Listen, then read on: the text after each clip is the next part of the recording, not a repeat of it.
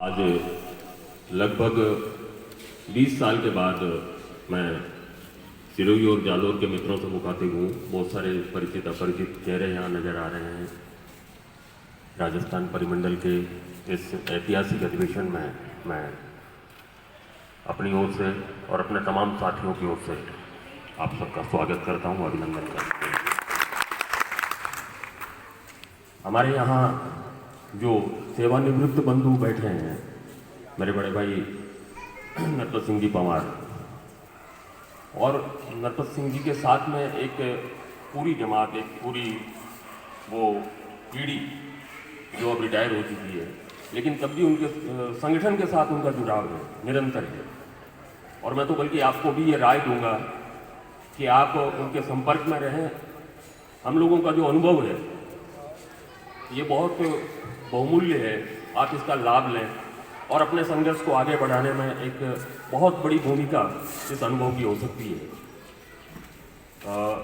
भूतपूर्व जो शब्द है वो बहुत अर्थपूर्ण है, साधारण शब्द नहीं है। जो भूत हो जाते हैं, भूत का कोई कुछ नहीं बिगाड़ सकता। भूत किसी का कुछ भी बिगाड़ सकता है, लेकिन भूत का कोई कुछ नहीं बिगाड़ सकता। इसलिए आप जो है भूतों का सहयोग लें, और आपके जो अधिकारी हैं ये भी थर्राते हैं भूतों के नाम पे। इनको पता है हम लोगों ने उस वक्त जो कारनामे किए थे पूरे परिमंडल में, जो सक्रियता उस दौर में भाई नरपत सिंह जी, राजन जी शर्मा, मैं और सुशील जी गुप्ता और तमाम साथी काटानी जी, उस दौर में जो सक्रियता रही थी, वो अनुभव का जो संचय है, वो अनुभव हमारी आने वाली पीढ़ी के काम आए। अब हम सब लोगों की दुआ है। बहरहाल मैं जो बात अक्सर कहा करता था, दुर्भाग्य से आज भी वो उतनी ही सच है। कविता की भाषा में कहूँ, बहुत कम शब्दों में जब बात कहनी हो तो कविता बहुत मुफीद माध्यम होती है। ऐसे सफ़र में है, कुछ लोग जिंदगानी के ऐसे सफ़र में हैं और सदियों से चल रहे हैं मगर घर के घर में हैं, कि मंजिल नसीब वालों के हिस्से में आ गई, कुछ बदनसीब लोग अभी तक सफ़र में हैं। और ये सफ़र लगातार 40 साल तक तो आप लोगों के साथ हमने किया है, और आज भी वो सफ़र बदस्तूर जारी है। हालांकि बहुत कुछ बदला है, ऐसा नहीं है। भाई नरपत जी जो बात बता रहे थे कि नोमेनक्लेचर एक बहुत बड़ी बात होती है। कर्मचारी का जो पद नाम है वो उसकी इज्जत के साथ, उसकी प्रतिष्ठा के साथ जुड़ता है। विभागीयतर कर्मचारी, अतिरिक्त विभागीय कर्मचारी, क्या मतलब हुआ?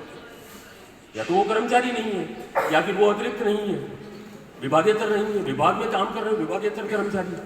पता नहीं कब कौन से पंडित ने यह नामकरण किया होगा। बहरहाल हमें उससे छुटकारा मिला, लेकिन अभी भी पूरी तरह से नहीं मिला। मुझे ताज्जुब होता है।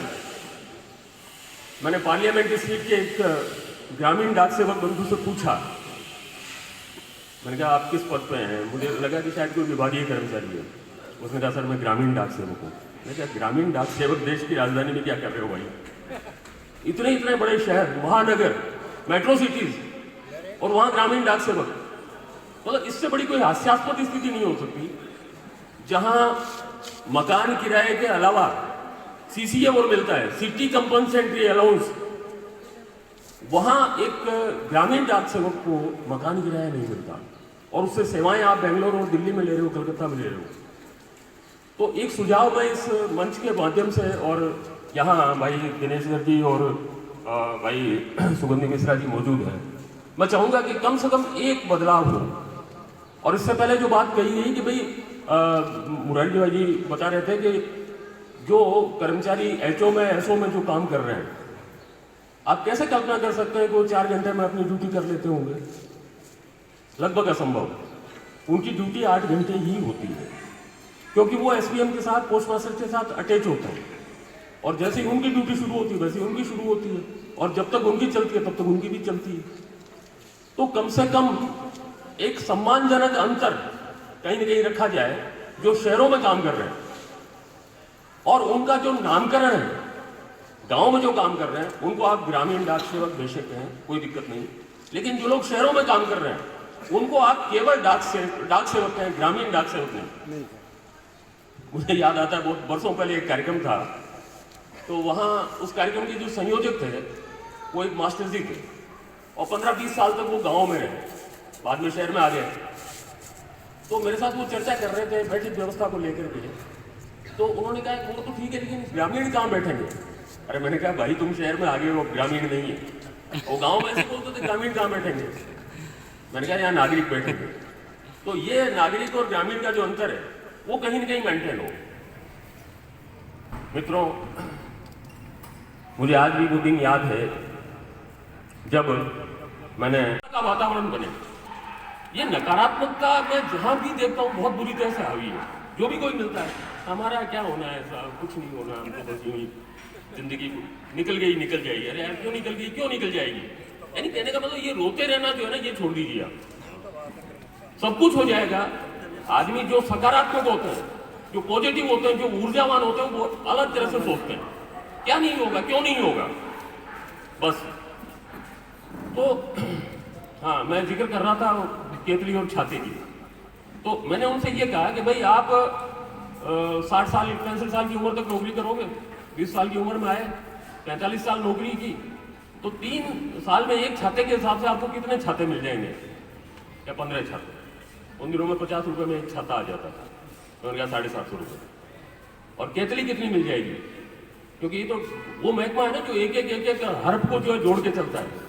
मैंने कहा 45 साल में 30 साल में 3 केतली होती है, ऊपर वाले 5 साल की नहीं देंगे, विच एवर इज लेस, जो कम हो वो 5 साल तो वैसे ही खा जाएंगे। ऐसा नहीं कि एक केतली और दे दो, नहीं देंगे वो।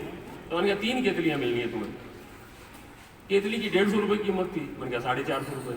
तो ये 750 और 450 रुपये तो 1200 मिलने तुम्हें यार, पूरी जिंदगी रहोगे इसके लिए कुछ और तरीका ढूंढो। मुझे राहत इंदौरी का एक शेर याद आता है कि शबनम से तो प्यास बुझेगी हरगिज ना, दरियाओं पर दावेदारी किया करो। यार अगर दावेदारी करने कम से कम किसी नदी और ये ओस की बूंदें चाटने से प्यास नहीं बुझने वाली। तो कहने का मतलब है कि आप मकसद जो है ऊंचा रखो। मारवाड़ी में आपने एक कहावत है कि जिको शेर की मतलब गादड़े की शिकार करनी बनी, अगर गीदड़ की शिकार करनी है तो शेर की शिकार की तैयारी रखो। तो शेर अगर नहीं भी मारा जाएगा तो कम से कम किसी गीदड़ को तो जरूर मार दोगे आप। और हमारे ये जो अधिकारी है ना, क्या बताऊं मैं आप, मतलब समझ नहीं आता कि कहां से शुरू करें। फिर एक वो कविता की बात याद आती है, एक शेर छोटा सा जो है कि कहां से इब्तिदा कीजिए, शुरुआत ही कहां से करें यही समझ में नहीं आ रहा। महासमुद्र कहां से इब्तिदा कीजिए, बड़ी मुश्किल है दरवेशों, कहानी उम्र भर की और जलसा रात भर का है। और ये जलसा तो रात भर का भी नहीं, 20 मिनट का है मेरे लिए। तो समझ नहीं आ रहा कि हम शुरुआत कहां से करें। लेकिन मैं चाहूंगा कि हम शुरुआत अपने आप से करें और पूरी शिद्दत के साथ, पूरी पॉजिटिविटी के साथ, पूरी सकारात्मकता के साथ आगे बढ़ें। अब केवल लास्ट में 2 लाइन मैं अपने उस अखबार के लिए कहना चाह रहा हूं जिसका बार बार जो जिक्र किया जा रहा है, ग्रामीण सेवक हो रहा हूं। अभी बहुत सारे साथियों से चर्चा होती है कि भैया अखबार आपके यहाँ आ रहा है। अरे नहीं साहब, वो तो गुप्ता जी मंगा रहे हैं, वो पढ़ लेते हैं। और तो यार गुप्ता जी का जो वेतन आता है उसी से गुजारा कर लेते, फिर अलग से क्यों उनको अकाउंटेंट को बोल दीजिए कि कोई वेतन तो जो है गुप्ता जी का आ ही रहा है, मेरा अलग से देने की कहाँ जरूरत है। भाई सिंह जी और तमाम पुराने साथी, डीए नहीं मिलता था, इंक्रीमेंट तो बहुत दूर की बात है, छुट्टी तो बहुत दूर की बात है, और तमाम सुविधाएं तो आप भूल जाओ बच्चों की एजुकेशन के लिए। और ये सब तो वेलफेयर के बहुत सारे मेजर्स जो बाद में जुड़े हैं। बोनस नहीं मिलता था, केवल एक वेतन, और वो भी जिस वेतन पे आप अपॉइंट हुए हैं उसी वेतन पे आप रिटायर करे जा रहे हैं। मुझे आज भी वो दिन याद है जब जस्टिस तलवार जो है वो जयपुर आए थे, यूनियन नुमाइंदों के साथ में उन्होंने बैठक की थी। तलवार कमेटी की रिपोर्ट जब तैयार हो रही थी तो हम लोग चाय पी रहे थे। मैंने उनको एक सुझाव दिया, मैंने कहा सर एक निवेदन मैं करना चाहूँगा, और आप जो भी अपनी रिपोर्ट में रिकमेंडेशंस करें, लेकिन एक बात जो है आप विशेष तौर पे यहाँ राजस्थान के हमारे जो ग्रामीण डाक सेवक बंधु हैं, उस समय GDS शब्द नहीं था, ED, हमारे ED बंधुओं की तरफ से मैं कहना चाहूँगा कि एक ED जो आज भर्ती हुआ है और एक ED जो कल रिटायर हो रहा है, इन दोनों के बीच में 45 साल का अंतराल है, लेकिन इन दोनों के वेतन में 45 पैसे का फर्क भी नहीं है। ये कम से कम ये अन्याय जो है, आप जैसे एक न्यायाधीश के नेतृत्व में जब रिपोर्ट आए तो मिट जाना चाहिए। वो कुछ देर के लिए खामोश हो गए और उसके बाद उन्होंने कहा कि भले ही चाहे और मेरी रिकमेंडेशंस कुछ भी हो, कैसी भी हो, लेकिन आज के बाद मैं आपको ये विश्वास दिलाता हूं कि मेरी रिपोर्ट जब आएगी तो उसके बाद ये जो अंतर, ये जो फर्क, ये जो अन्याय आप बता रहे हो, ये नहीं रहेगा। और होता क्या है, टेक्निकलिटी होती है, बहुत सारी परिवर्तन होते हैं। अब समस्या ये है कि चूंकि ग्रामीण डाक सेवक जो है वो नियमित कर्मचारी नहीं है, अब नियमित कर्मचारी नहीं है तो उनको इंक्रीमेंट नहीं दिया जा सकता। तो उसके लिए बाकायदा एक शब्द गढ़ा गया और हमारे अधिकारी जो है ऊंचे दर्जे के, जो पोस्टल बोर्ड में बैठते हैं, वो शब्दों के बड़े कारीगर हैं। मैं एक लेखक हूँ, एक कवि हूँ, मैं ये सोचता हूँ, मेरे साथी सोचते हैं कि शायद हम जो है वो शब्दों के साथ बहुत आसानी से खेल लेते हैं, नए नए शब्द गढ़ लेते हैं और भाषा पर हमारा एकाधिकार है, लेकिन ये धारणा जो है भ्रांत है। वो शायद कभी डाक विभाग के अधिकारियों से नहीं मिले। 1.5 फुट के पदनाम, हाँ जीडीएस तो लगेगा ही लगेगा, शाखा डाकपाल अकेला काफी नहीं है, ग्रामीण डाक सेवक शाखा डाकपाल और ऐसी। तो एक शब्द जो है वो गढ़ा गया, टाइम रिलेटेड कंटिन्यूटी अलाउंस, समय संबद्ध निरंतरता भत्ता, और सब जाकर के ये आपका इंक्रीमेंट इजाद हुआ। तो आज कम से कम ये है कि आपको इंक्रीमेंट मिला। अच्छा देखिए, जब कोई सुविधा शुरू होती है तो उसमें शुरुआत जो, जैसे नरपत जी कह रहे थे कि हमने हालांकि बहुत कुछ खोया उसमें, लेकिन हमने पाया बहुत कुछ। और सबसे बड़ी बात यह है कि समाज में हमने प्रतिष्ठा अर्जित की। आज अगर आपसे कोई भी पूछे, आप ग्रामीण डाक कर्मचारी हैं, ग्रामीण डाक सेवक हैं, आप विभागीयतर कर्मचारी नहीं है, आप अतिरिक्त विभागीय कर्मचारी नहीं है, ऐसे ही बहुत सारी चीजें जब हम पाते हैं, बहुत कुछ होते भी हैं लेकिन बहुत कुछ मिलता भी है। मुझे याद है, पुराने साथियों को याद होगा, हमारे एनएपी का जो संगठन वर्षों वर्ष तक चला, बीएमएस की स्थापना से भी पहले बल्कि, तो वो लोग जीडीएस के लिए 2 मांगे रखा करते थे। 2 चीजें मिलती थी उन दिनों आपको, एक केतली और एक छाता। केतली 10 साल में एक मिलती थी। हमारे यहाँ जोधपुर में जो बादले बनते हैं वो दिए जाते थे, इधर आप लोगों में उधर पता नहीं क्या दिए जाते थे होंगे, जो भी है। तो 10 साल में एक केतली मिलती थी, 3 साल में एक छाता मिलता था। और ये सारा जो रानी रोजना जो है वो इन छातों और केतलियों के दरमियान चलता था। जब मैं नया नया आया था, मैंने कहा ये क्या तमाशा है।